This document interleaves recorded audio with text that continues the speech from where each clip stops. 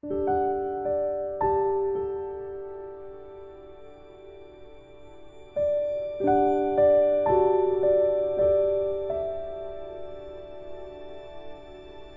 guys, tonight we're setting out on a sleepy little adventure, one that starts, of all places, in a dusty corner shop where you stumble across a candle that refuses to follow the rules of physics. It's just sitting there, flickering away, yet somehow never growing shorter. Honestly, it's the kind of thing you'd expect from a late-night infomercial: one candle, infinite glow. Batteries not included. But here it is, glowing in front of you like it owns the place. And as usual, you probably won't survive this, at least, not in the sense of staying awake all the way through. So, before you get comfortable, take a moment to like the video and subscribe, but only if you truly enjoy what I do here. Also, let me know in the comments where you're listening from and what time it is. I always love seeing little pockets of this channel glowing across the map like fireflies. Now, dim the lights, maybe turn on a fan for that soft background hum, and let's ease into tonight's journey together.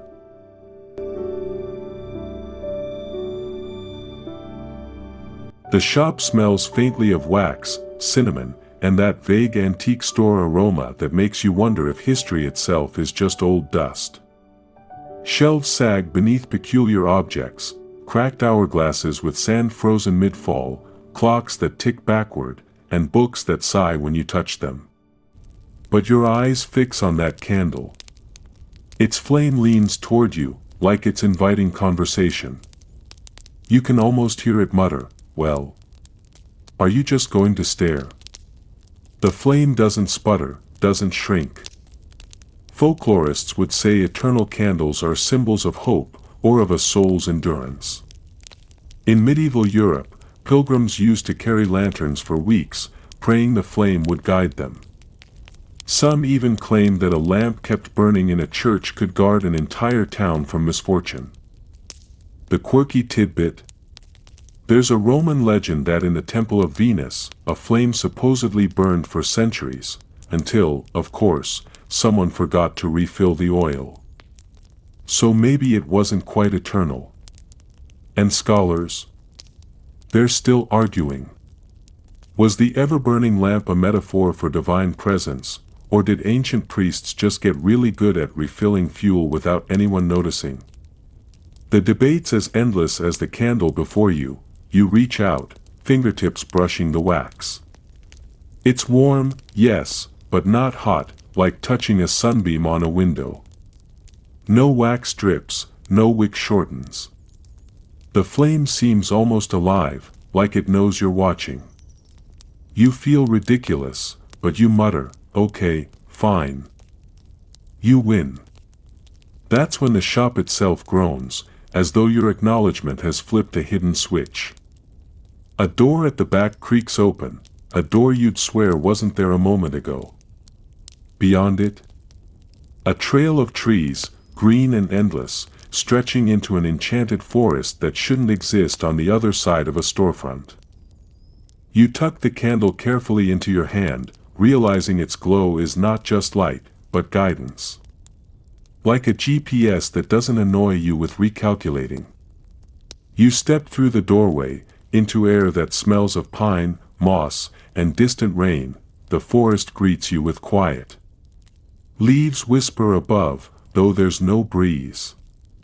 The candlelight doesn't just push back the shadows, it seems to make the dark itself lean closer, curious. Every step crunches softly, like the earth is padding your way with velvet. You can't help but grin a little. Well, you murmur, this is either a fairy tale or the longest ad campaign for scented candles in history. Still, the forest calls. The candle burns on. And something about the way its flame flickers makes you feel like the story has only just begun. The forest stretches ahead, tall trunks rising like cathedral pillars, their crowns so high you can't see the sky.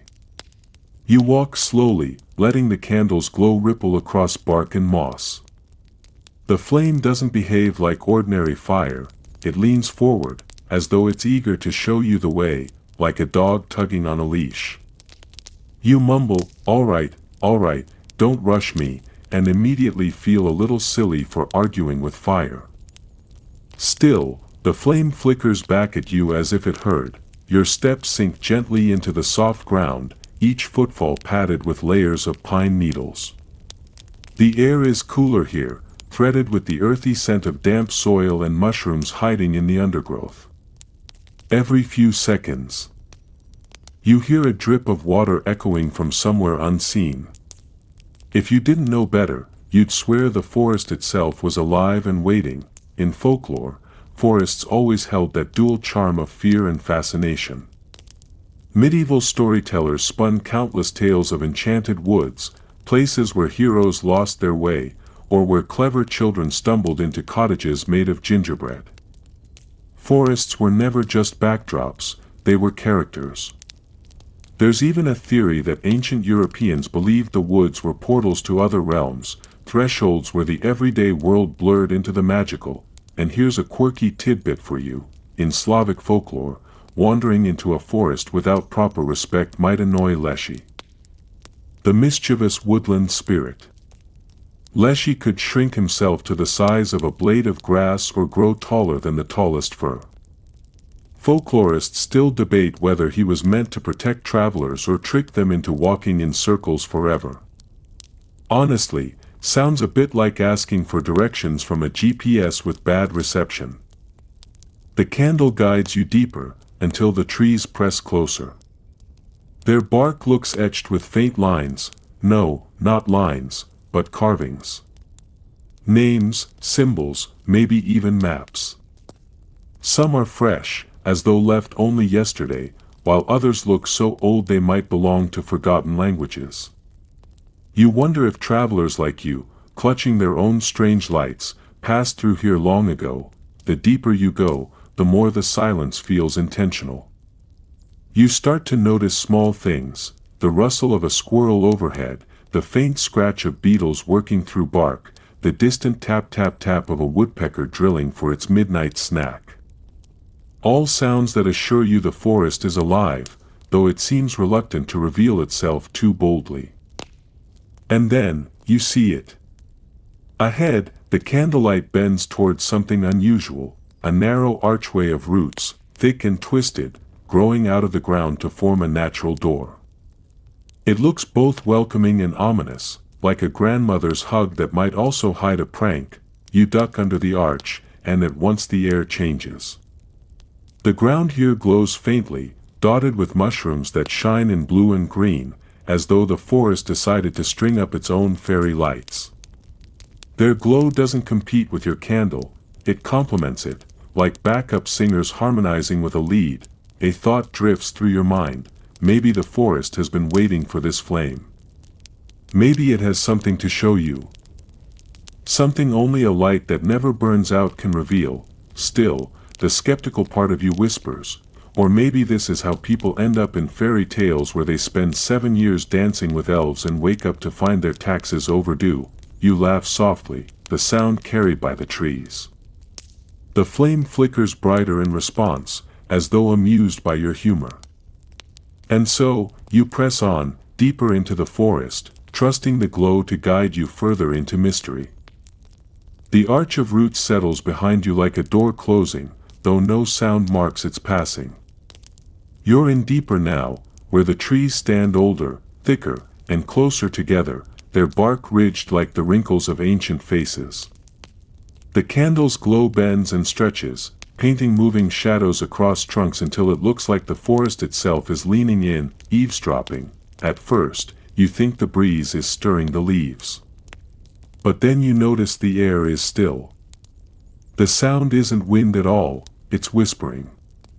Faint, overlapping voices, like pages turning in a library. You tilt your head and realize it's the trees. Their leaves quiver gently without moving, murmuring words just beyond comprehension. You try to catch a phrase, but the voices melt together into a hushed chorus. A little sarcastic voice in your head mutters, "Great, you've officially reached the talking plants level of weirdness." Next stop, arguing with your salad. Folklorists, though, would probably nod approvingly. Many traditions tell of trees as keepers of memory. In Norse mythology, the great world tree Yggdrasil stretched across all realms, binding gods, humans, and giants together. In Celtic lore, certain trees were believed to hold ancestral wisdom. Cutting one down could anger entire villages. And here's a quirky tidbit: in Madagascar, the baobab tree is said to whisper stories at night if you lean against its trunk. Scholars still debate whether these talking trees symbolize genuine spirit belief or just the way people explain the creaks and groans of wood. Either way, you're standing in the middle of a centuries-old group therapy session for trees. The candle flickers, and the whispers grow louder, like gossip suddenly getting juicy. You catch words this time, fragments of names, fragments of places. Someone called the keeper. A forest long ago where fire was hidden. A warning, do not forget. Your skin prickles, but not from fear, more like the sensation of hearing your own name whispered in a crowded room. The trees aren't threatening you. They're remembering, and they want you to listen. You pause, hand brushing rough bark. It feels like touching paper softened with age. You lean closer, pressing your ear to a trunk. For a heartbeat, the whisper is clear: the candle must not be lost again. Then the voice fades, dissolving back into the murmur of leaves. You pull back, unsettled but intrigued. History is littered with tales of sacred flames. Rome's Vestal virgins kept their eternal fire burning as a symbol of the empire's strength. If the flame ever died, they believed Rome itself would fall. Scholars still can't agree whether that was superstition or clever political theater. Either way, the story rhymes with the one glowing in your hand now. The forest whispers soften, retreating into background hush. Your candlelight steadies, no longer stretching wildly but holding calm and sure. The message is clear: you've been noticed. The forest has acknowledged you, maybe even accepted you, though whether as a guest, a witness, or a participant, you can't quite tell. You sigh, letting the tension slip out. Well, you murmur to the flame, looks like you come with fans. The candle doesn't answer, of course, but its light brightens just enough to feel like a grin, and so, with whispers still brushing your shoulders like silk, you step further into the forest, curious to see what else the flame intends to reveal. You keep walking until the ground dips, and suddenly the forest around you glimmers. At first you think you're imagining it, that the candle's glow is playing tricks on your eyes, but no, the shimmer comes from thousands of tiny sparks moving in perfect rhythm. Fireflies. A whole river of them, drifting through the trees in such thick waves they form a kind of glowing bridge across the hollow ahead. You stand there, blinking, trying not to laugh. Of course. Because when you follow a magical candle into a whispering forest, the next logical step is insect architecture. The fireflies pulse together, brightening and dimming in time, like the world's sleepiest disco. It's beautiful though, soothing. Almost hypnotic. The air is warm here, carrying the faint sweet smell of clover and damp moss. You take a cautious step forward, and the fireflies shift, forming a path that hovers above the ground. Each glowing body drifts into place as though choreographed, creating a trail of twinkling light. The candle flame flares happily, as if saying, finally, someone else is doing the work. In folklore, fireflies often carried symbolic weight. In Japanese traditions, they were thought to be the souls of warriors, glowing softly in the summer night. In some Native American stories, fireflies were clever tricksters, teaching humans how to use fire without burning themselves. A quirky tidbit: medieval Europeans once believed fireflies were sparks fallen from stars. Proof the heavens leaked light into our world. Scholars argue whether fireflies in myth were warnings of fleeting time or promises of guiding light, but either way, here they are, patiently forming a bridge just for you. You test your foot on the first step. The glow brightens under your weight, and though it feels like stepping onto mist, the path holds. Each stride sends a ripple through the glowing crowd, and you mutter, "Sorry about the shoes, folks." The bridge carries you over a shallow ravine. Below, the forest is darker, filled with tangles of roots and shadows too deep to pierce. The candle flame leans over the edge as though peering down, curious but cautious. You grip it tighter, grateful for the insect lanterns guiding your way. Halfway across, the fireflies pause. Their glow dims, flickers uncertain. For a heartbeat, you feel suspended in midair, caught between trust and doubt. Your pulse quickens. You clear your throat and say, "Hey, guys. Now's not the time for a union break." The fireflies flare again, brighter this time, pulsing in unison. It feels like an answer, like they were testing whether you'd panic. You exhale a laugh. Shaky but genuine. Fine. Lesson learned. Trust the bugs. At last you reach the far side, stepping onto mossy ground that feels almost springy beneath your shoes. The bridge fades behind you, fireflies scattering back into the trees as though they were never there. The forest is quiet again, but your candle burns steadier, its flame reflecting in your eyes. You can't help but feel that crossing wasn't just travel, it was initiation. The forest is no longer just letting you in. It's drawing you deeper, and the candle is its chosen key. The forest thickens again, but not in the way you expect. Instead of shadows closing in, the trees seem to bend slightly aside, as though making space for something. You follow the candle's steady glow until it catches on two large eyes staring down at you from a branch, an owl. A big one, broad wings tucked neatly, feathers mottled like parchment, eyes round and golden as polished coins. It doesn't hoot. Instead, it tilts its head, watching you with the kind of judgment you'd expect from a professor who caught you citing Wikipedia. Well, you mutter, either I'm being silently graded, or this is about to turn into Hogwarts, Night Shift Edition. The owl blinks slowly, then finally speaks, not aloud, but in a voice that slides into your thoughts.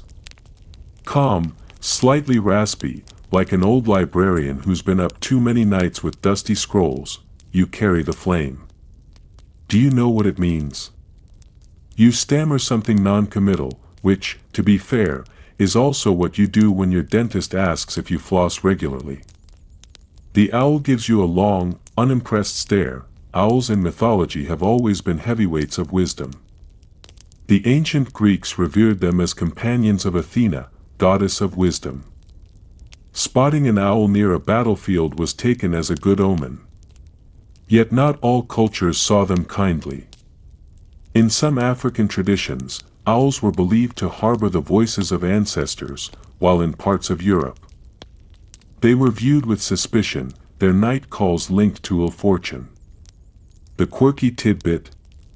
In Japan, a carved wooden owl was thought to guard households against poverty. Scholars still debate whether owls in stories symbolize knowledge or mystery, or whether humans just can't resist projecting personalities onto animals with big eyes. The owl stretches its wings slightly, rustling leaves. The flame remembers what people forget. That is its gift, and its burden. You nod sagely, though you're not entirely sure what that means. Cool, cool. So, like an eternal USB drive?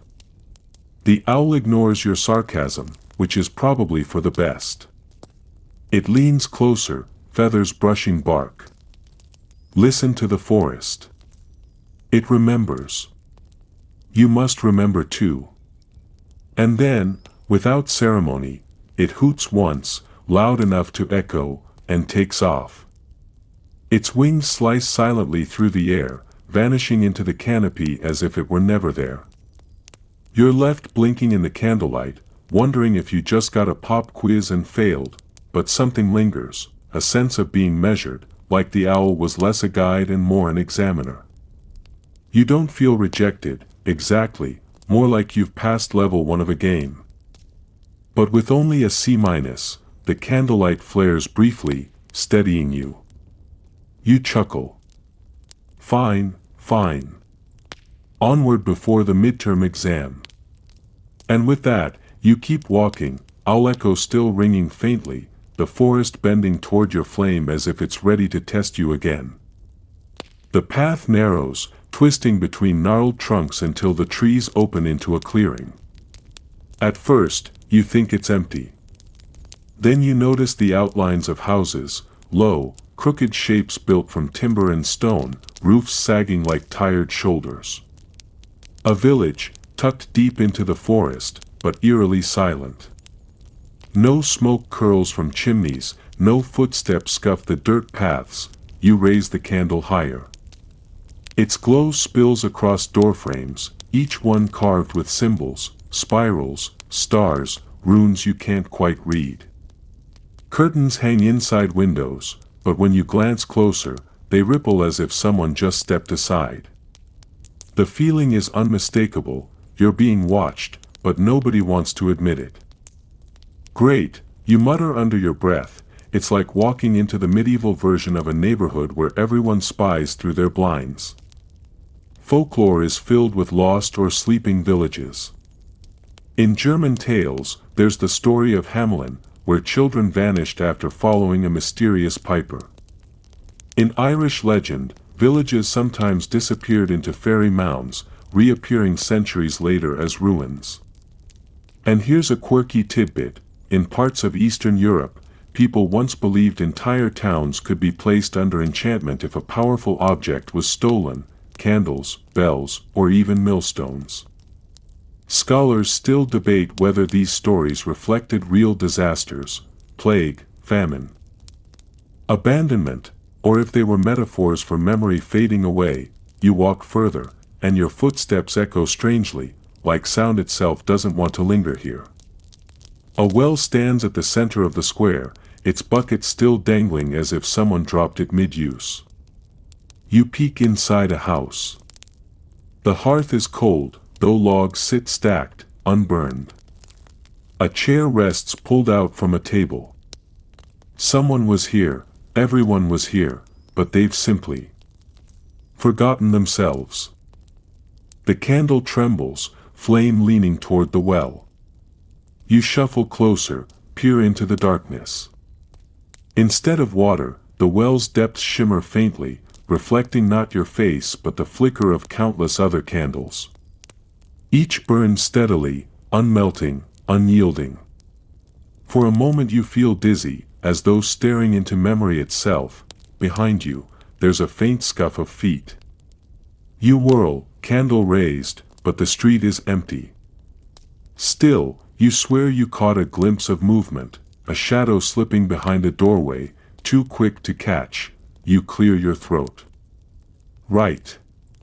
Either this village is enchanted, or I'm about to star in the forest edition of a ghost tour. The candle brightens, as if to steady your nerves. And then, faint as breath, you hear a voice, one, then another, layered like echoes. Do not forget. Do not forget. Do not forget. The words weave with the flame, and you realize, this village isn't abandoned. It's still here, trapped in some loop of forgetting, held together by the memory your candle refuses to lose. You step back, unsettled but determined. Whatever this flame is, it's not just light, it's remembrance. And the forest intends for you to carry it further. The village paths narrow into a tangle of lanes, and soon you find yourself standing before a cottage that looks older than the rest. Its walls lean inward, roof patched with moss, and the door is so weather-worn it seems to sag under the weight of centuries. Yet your candle flame steadies, pointing toward it like a compass needle. you nudge the door open. Inside, the air is cool and thick with the scent of dried herbs, lavender, sage, something sharper you can't place. In the dimness, you spot a loom standing against the far wall. A figure sits hunched at it, weaving. Their hands move with slow precision, pulling threads that shimmer like twilight itself, deep purples, dusky blues. The faint silver of stars. The fabric glows faintly, and as you watch, you realize it isn't just cloth. It's shadow. The figure is literally weaving darkness into a sheet. You clear your throat politely, because apparently that's what you do when stumbling into someone's living room uninvited. The figure turns, a woman, though her face is partially veiled by strands of shadow. Her eyes glimmer faintly, like embers under ash. "You carry it," she says, voice low but firm. "The flame that remembers." "Well, yeah," you say, holding up the candle awkwardly. "Although to be fair, it found me first. I was just trying to buy a cinnamon-scented one." She doesn't laugh, though the corners of her mouth twitch like she's heard similar jokes before. Instead, she gestures toward her loom. "I weave what the world forgets. Shadows are what slip away, memories, names, promises. Without the flame, there would be no thread for me to weave." In myth and folklore, weavers often appear as guardians of fate.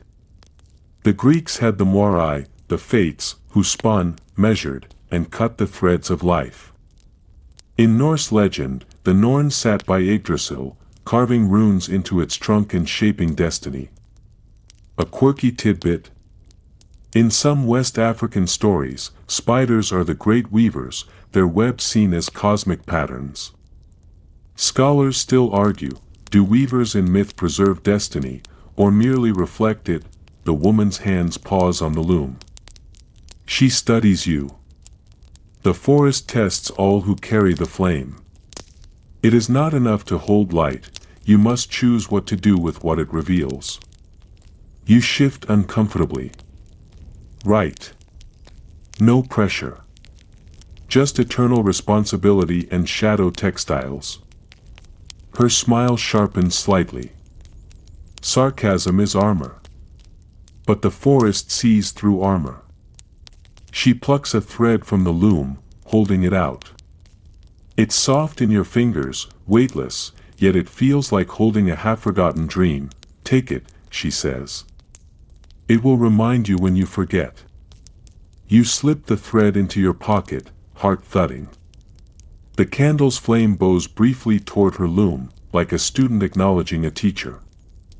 And you understand, this wasn't just a meeting. It was a passing of tools, flame and thread, light and memory, woven together. When you leave the cottage, the forest air feels different, denser, more watchful. The thread in your pocket is weightless, yet you feel the burden of it all the same. The weaver has set you on a path you can't easily step away from. The path slopes downward, candlelight sliding across damp roots until you hear a soft trickle. Soon, the murmur swells into a chorus, the sound of running water. You follow it, weaving past fern and briar, until you step into a clearing where a stream cuts through the forest floor. It's no ordinary stream. The water is glass clear, but as it tumbles over smooth stones it hums, low, melodic notes, like someone strumming a harp beneath the surface. You kneel, listening.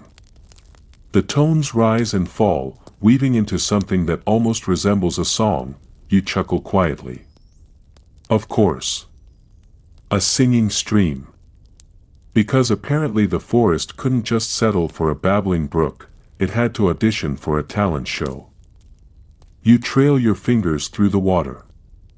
It's cool, not icy, and the notes change where you touch, as though your presence adds a new chord. The candle flame leans closer, reflecting golden ripples across the current, as if harmonizing with the stream's tune. In ancient stories, rivers and streams were often alive with voices. The Greeks believed river gods, called Potamoy, watched over their waters, each with a distinct personality. In Vedic tradition, rivers were goddesses, nourishing and sacred. And here's a quirky tidbit: some medieval travelers swore they'd heard rivers sing, claiming the sounds of currents echoing through stones were literal hymns. Scholars still argue whether these songs were poetic exaggeration or early attempts at describing natural acoustics. The stream's melody deepens. You hear words now, faint, stretched like they're carried from far away. The voices tell of fire once gifted by divine hands, guarded by the forest so humans could never misuse it. The candle you hold, they murmur, was one fragment of that gift, preserved against forgetting. You blink, letting the song settle into your chest. So basically, you whisper, "I'm holding the world's first pilot light." The stream bubbles louder, almost amused, sending up a spray that dots your cheeks with cold mist. You grin, shaking your head. "All right, fine. I'll take that as a yes." The candle's flame glows brighter, golden against the silver tones of the stream. You feel a strange harmony, like water and fire, opposites, are briefly working together. Then, as quickly as it began, the melody softens, slipping back into wordless notes. The current moves on, steady and sure, no longer addressing you directly. The message is clear enough: listen, learn, carry forward. You rise, brushing damp soil from your knees.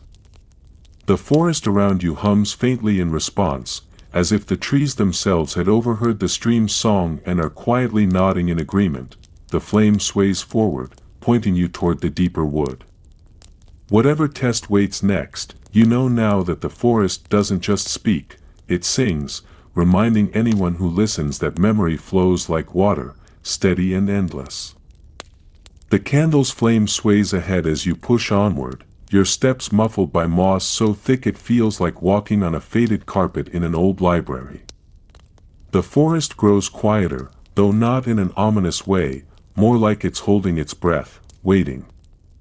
Then, ahead, you glimpse pale blossoms spread across a meadow. At first glance, they seem ordinary, small, bell-shaped flowers, white with faint streaks of silver.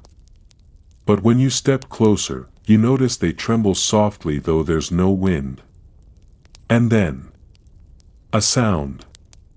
A delicate chiming, faint but unmistakable, as though every bloom is a tiny bell ringing gently in time with your movements. You stop, and the chimes stop. You lift a foot, and 100 blossoms tinkle together. Like porcelain wind chimes on a breezy porch. You mutter, "Well, that's both enchanting and deeply suspicious. If one of these flowers asks me for spare change, I'm out." The meadow spreads wide, bathed in moonlight. The bells seem to respond to the glow, brightening in rhythm, as if moonbeams are their conductor. The melody is soft, hypnotic, slower than the stream's song, but more insistent, like a lullaby you've half forgotten. Historians note that in many cultures, bells were thought to ward off spirits. Ancient Romans hum little bronze bells called tintinnabula to keep away evil. In Japanese Shinto shrines, bells are rung to attract the attention of the gods. A quirky detail. In medieval Europe, people sometimes tied bells to coffins, so if someone was accidentally buried alive, they could ring for help. Talk about a grim insurance plan. The flowers chime again, louder, almost like they disapprove of your wandering thoughts. You laugh softly. All right, no coffin talk. Your bedtime bells, not horror movie props. As you walk through, the bells shift in tone. Each step you take makes a different harmony, so crossing the meadow is like playing an enormous, fragile instrument. The candle glows steady in your hand, reflecting golden fire across the blossoms, and for a moment it feels like you're both performer and audience in some secret midnight concert, but there's something bittersweet in the sound too. The bell's song carries a weight, a reminder that time passes even when light doesn't fade. Folklorists still argue whether enchanted objects, like eternal candles, were blessings meant to comfort, or curses meant to trap people in timeless cycles. Maybe the meadow wants you to think about that. About how even beauty eventually bends under the weight of eternity. You pause in the center, letting the bells ring around you. The sound is almost too perfect, too dreamlike, as if the air itself is made of music.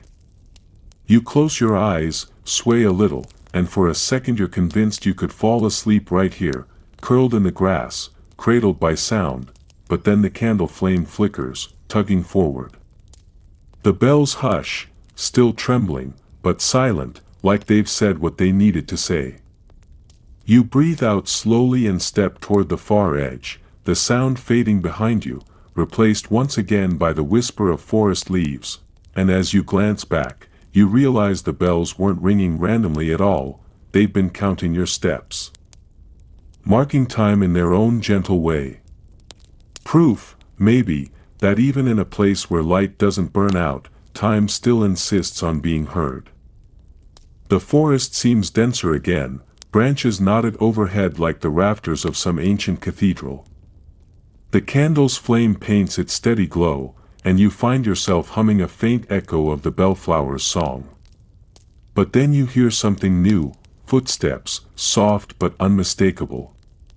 Not yours, you freeze. Okay, you whisper, either I've finally got a stalker, or the forest just learned to walk. The sound comes from behind a curve of trees.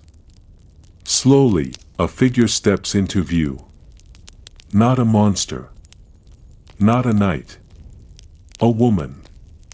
She looks no older than 30, but her eyes hold centuries, her robes shimmer faintly, stitched from threads of silver and green. She's barefoot, though her feet leave no prints on the moss. And her hair falls long and dark, crowned with what seems to be woven ivy. She doesn't speak at first, only studies the candle in your hand with a faint smile that's equal parts tender and amused, like a teacher watching a student try to sneak answers during a test. You've come far, she finally says, her voice soft as leaves brushing glass. But the candle does not belong to you. Do you know why it burns without end? You swallow. The sarcastic part of your brain wants to say, because it skipped leg day and invested in cardio instead, but something in her eyes tells you to behave. Instead, you say, because it's enchanted. She tilts her head. That's the lazy answer. Historically, women like her often appear in folklore, the wise maiden, the forest guardian, the oracle who seems part human, part element. In Slavic tales, figures like Mokosh preside over earth and fate. In Celtic lore, there's the Lady of the Lake, offering and withholding gifts as she pleases. Scholars still debate whether these figures were once worshipped as forgotten goddesses or simply poetic inventions to personify nature's mysteries. She circles slowly, always keeping her eyes on the candle. It burns because it has never been asked to stop, she says. Light obeys its maker, but this one was abandoned. Forgotten. And so it lingers, caught between duty and release. That idea hits you harder than you expect. Forgotten. Endless. Duty without purpose. You glance at the candle, suddenly uneasy. So what happens if I keep carrying it?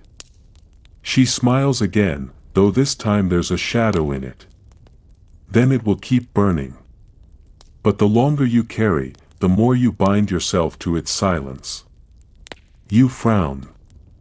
Silence. She nods. Its flame has swallowed voices.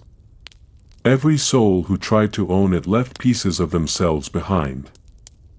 Their questions, their names, their laughter. You've heard whispers, haven't you? And suddenly you remember the flickers in the flame, the faint voices you chalked up to imagination. You nod slowly. The woman raises a hand, brushing the air near the candle but never touching it. The flame leans toward her, like it knows her. If you wish, I can take it back. The forest would hold it, as it always has. You would be free of its weight. You consider her offer, chewing on your lip. On the one hand, ditching a whisper-collecting eternal candle seems smart.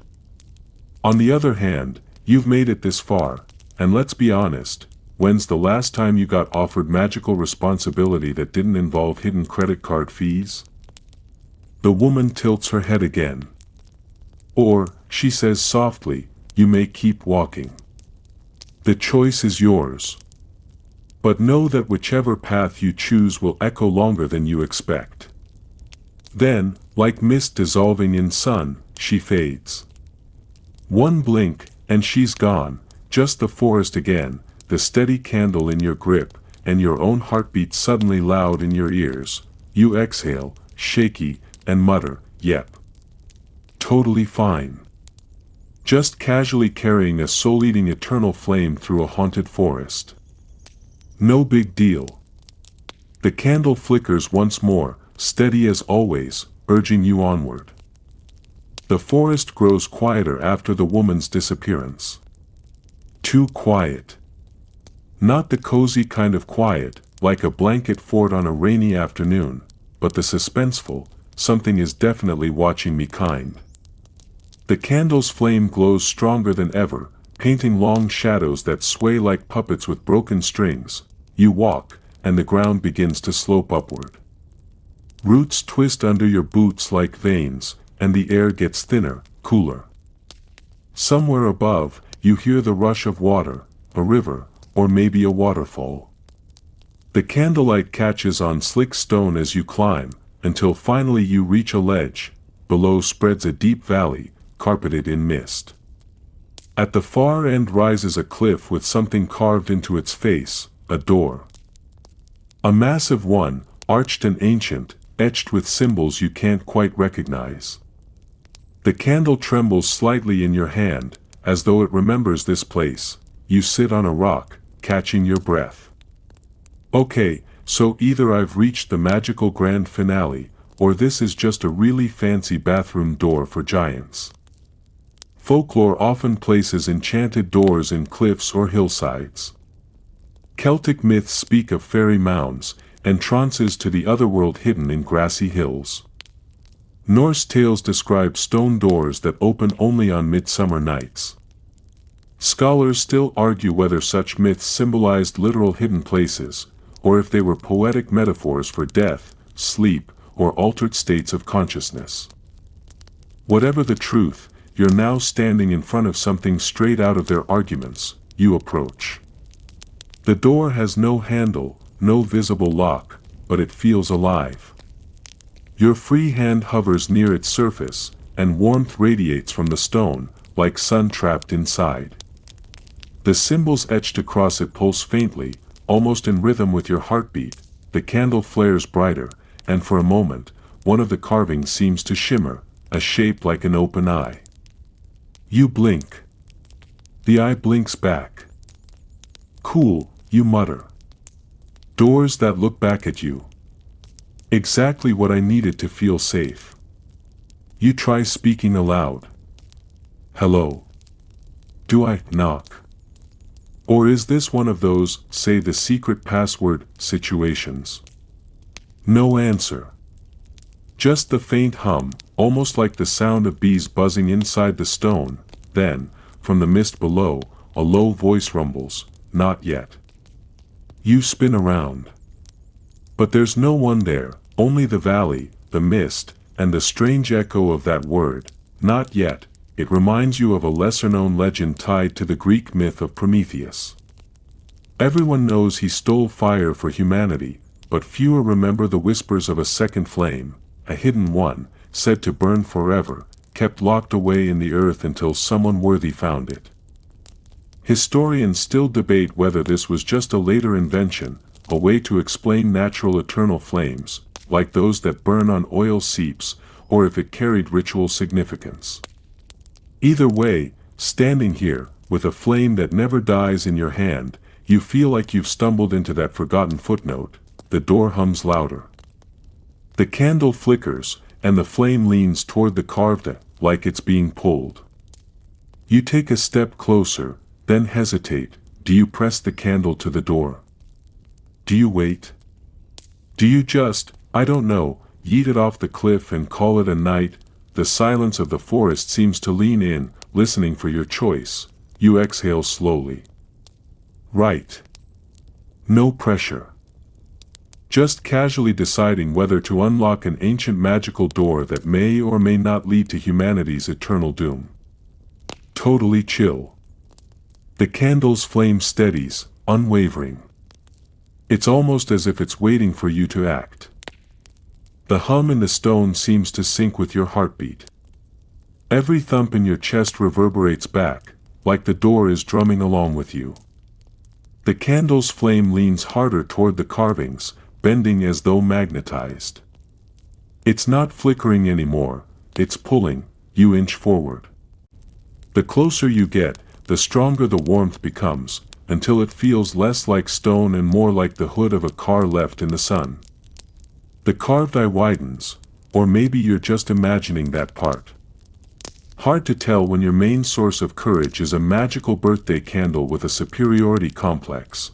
With a deep breath, you press the candle gently to the door. The reaction is immediate.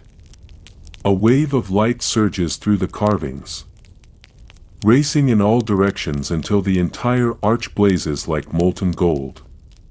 The hum rises into a low chant, though there are no words. You swear you can almost make out syllables hidden in the vibrations. The cliff shakes. The mist below whirls. And the door begins to open, not with a creak or groan, but with a sigh. A long, patient exhale, as though something has been holding its breath for centuries. Beyond the threshold glows a cavern of impossible brightness. The walls glitter with veins of crystal, refracting the candle's flame into thousands of reflections.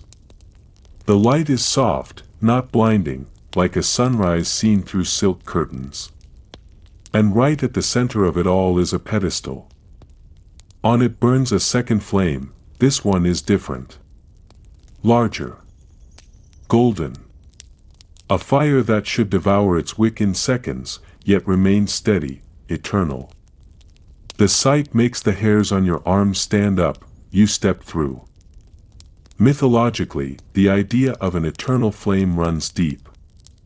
The ancient Greeks kept sacred fires burning in temples of Hestia, goddess of the hearth.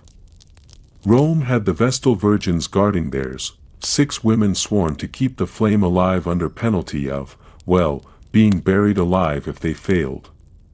Not exactly the kind of team-building exercise you'd want in your workplace.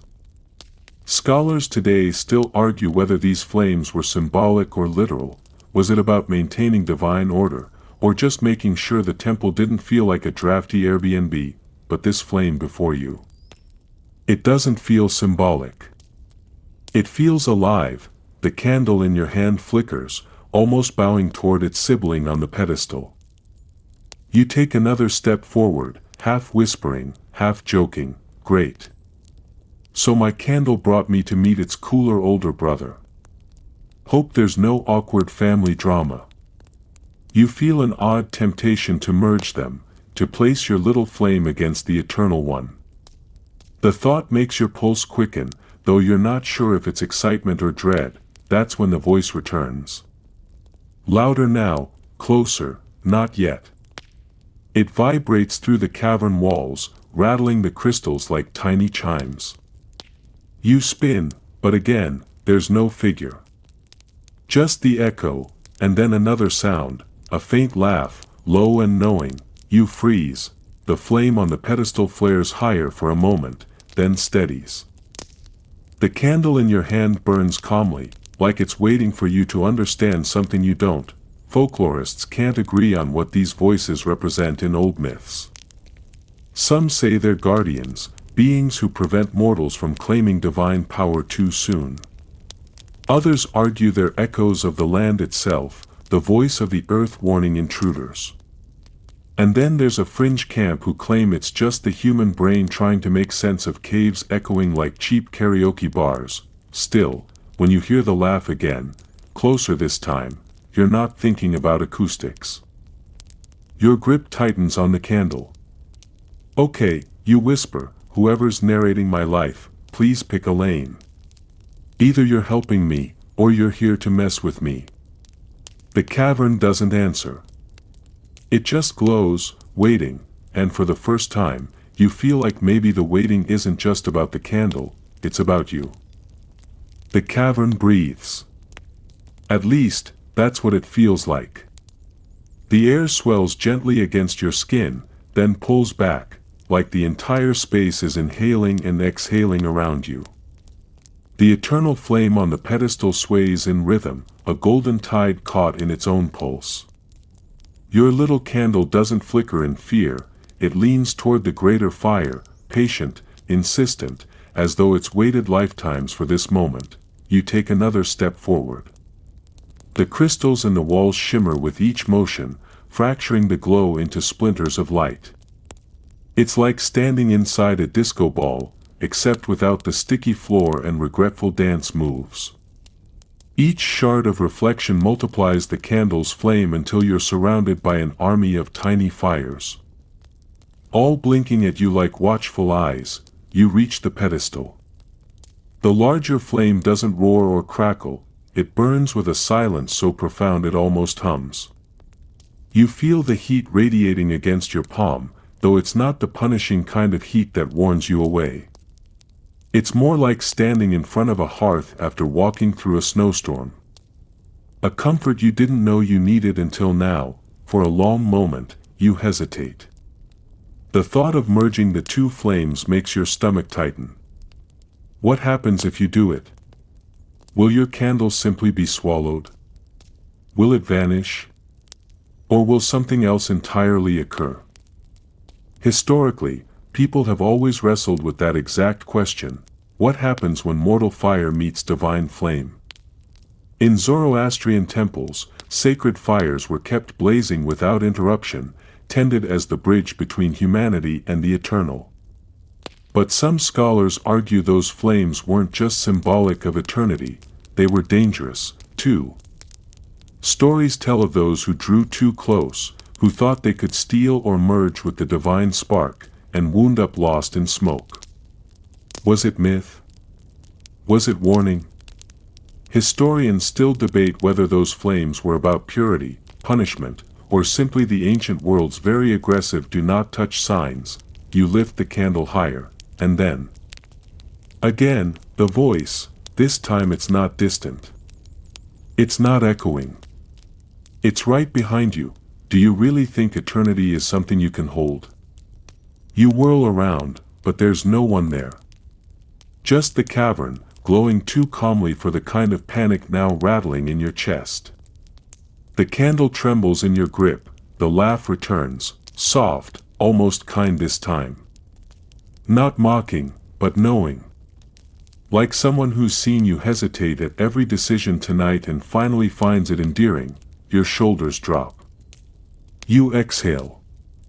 And without thinking, you lower the candle toward the eternal flame. The moment the wicks touch, light explodes, not in fire, not in destruction, but in expansion. The cavern dissolves into brilliance. Every crystal shattering the glow into galaxies. The flame doesn't consume your candle, it doubles it. Both flames rise, bend, and then fuse, flowing together until they're indistinguishable. The candle you hold is no longer the same. The wax doesn't melt. The flame doesn't waver. It is, for lack of a better word, eternal. The cavern steadies. The laugh fades. And the voice, softer now, whispers once more, you were never meant to carry it for yourself. You were meant to carry it forward. Your chest tightens, but not with fear this time. With a strange, peaceful weight. A recognition that this isn't about you owning the flame, it's about you being its messenger. Folklorists often debate whether myths about eternal fire are about power or about duty.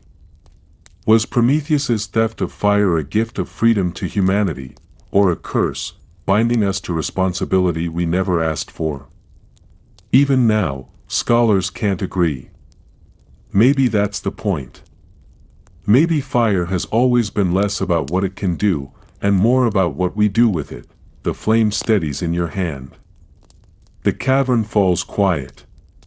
And though you're standing in a place no map could chart, you suddenly feel less lost than you have in a long, long time. You stand there longer than you realize, hand cradling the candle that now burns without hesitation, without the faintest hint of wax dripping away.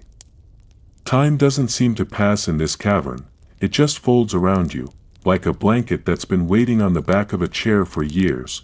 When you finally step back from the pedestal, the flame doesn't resist. It doesn't cling to the larger fire or demand to stay behind. It sits calmly in your grasp, content, as though it knows its place is no longer here in this secret chamber but out there. Wherever you take it, the path home reveals itself almost instantly. You don't see doors opening or stairways unfolding, rather, the darkness that once swallowed every step now loosens its grip. The stone walls part into a long corridor, faintly glowing with veins of crystal. It's like the forest and the cavern agree, you've proven yourself, so they'll stop messing with your internal GPS. Still, you don't exactly skip out of the cavern. There's a heaviness in your chest, not unpleasant, just humbling. Like you've been entrusted with a family heirloom so ancient you're afraid to sneeze near it. Your thoughts drift to history again, because apparently you're that person now, the kind who can't just walk through a magical cave without turning it into a TED Talk. Ancient Greeks carried torches during processions called lampadodromia, relay races where each runner had to keep the flame alive for the next. Drop your torch, you failed not just yourself but the whole team. Some scholars argue these rituals weren't just sport but training for civic duty. If you can't carry light without fumbling it, maybe you're not ready to carry responsibility. Tonight, you feel like you've been handed the slowest, sleepiest torch relay in the universe. Your candle glows as you walk. The flame throws soft halos on the cavern walls, and the crystals respond with flashes of color, blue here, green there, like little bursts of applause. And then the thought sneaks in, what if this really is the same flame passed down across centuries? The one that lit up temples, guarded hearths, or maybe even guided lonely travelers through woods where phone service was a myth. Of course, the skeptic in you pipes up too, or it's just an elaborate forest gas leak. Nice try, skeptic. But forests don't usually come with sarcastic ghost voices and eternal caverns. At least, not the ones in the brochure. Eventually, the corridor opens into the forest again. The night is unchanged. The moon still leans on the treetops. The stream hums its sleepy tune.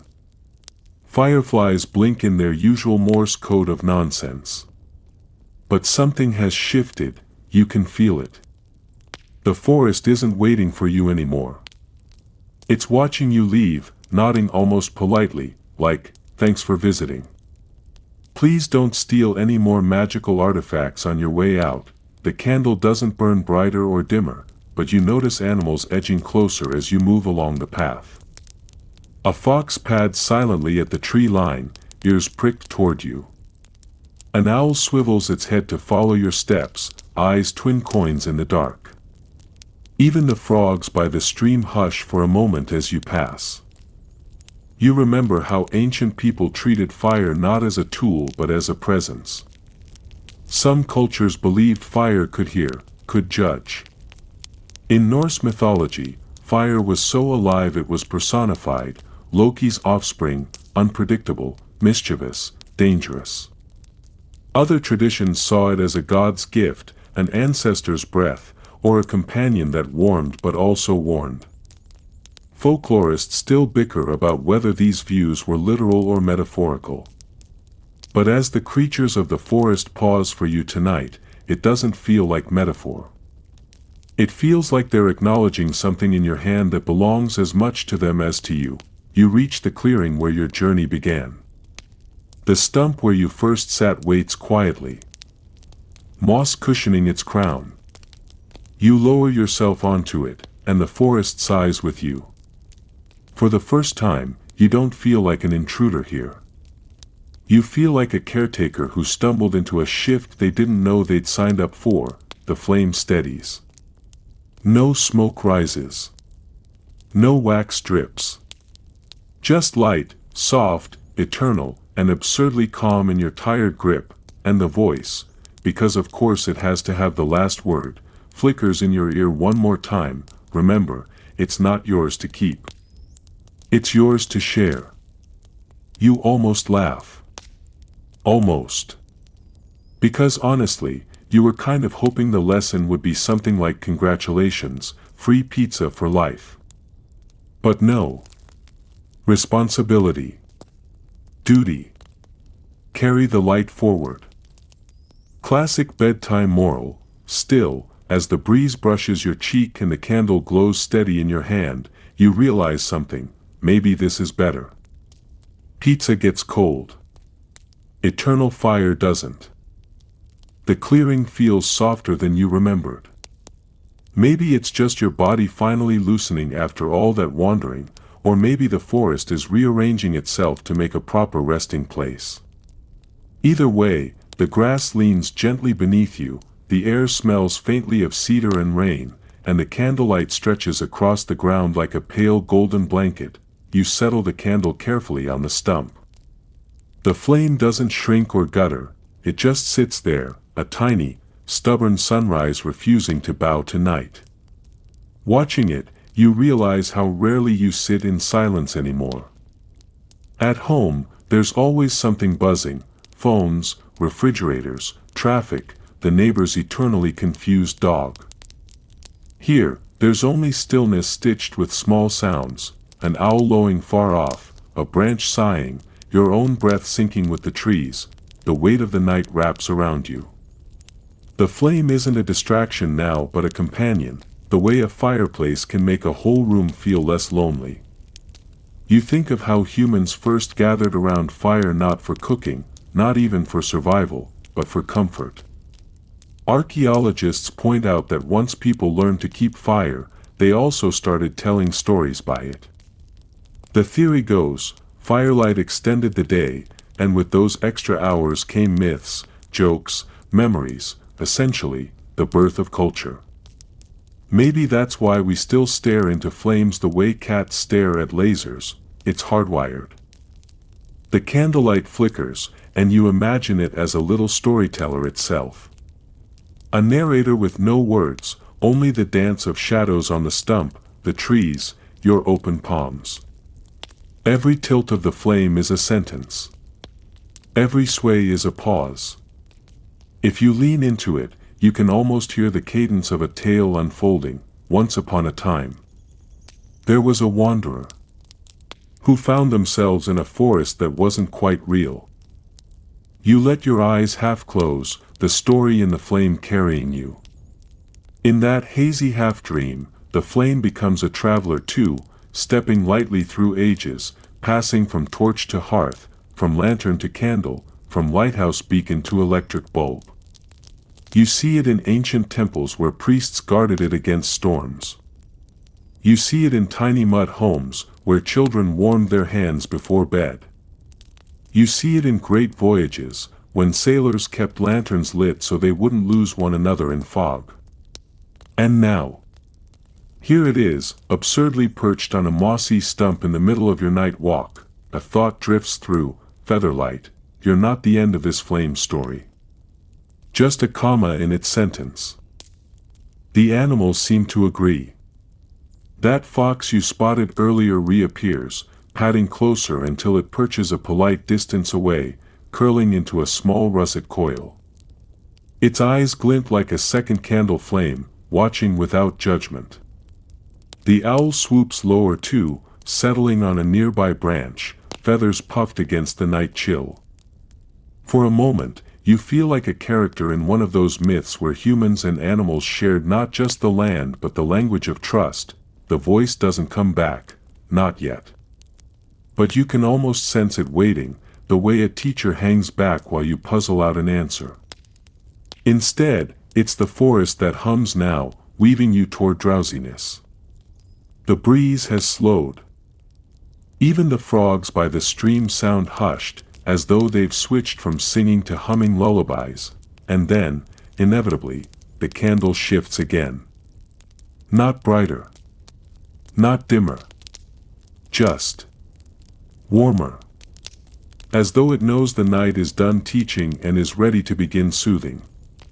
Its glow slides across your face, rests against your eyelids, paints golden patches behind them when you close your eyes fully. You realize you don't need to carry it anywhere else tonight. The task isn't about travel or discovery anymore. It's about being here, now, with the flame beside you. Holding light without rushing. Guarding warmth without demanding it do more than exist. You breathe out slowly, the kind of breath that tells your whole body to unclench. The flame flickers back, as if answering.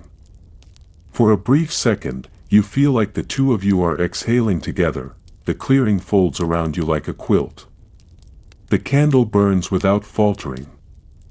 And you, finally, peacefully, let yourself drift, not into the cavern. Not into the forest. But into the simple sleep that comes when a long story has finished exactly where it was supposed to. Supposed to.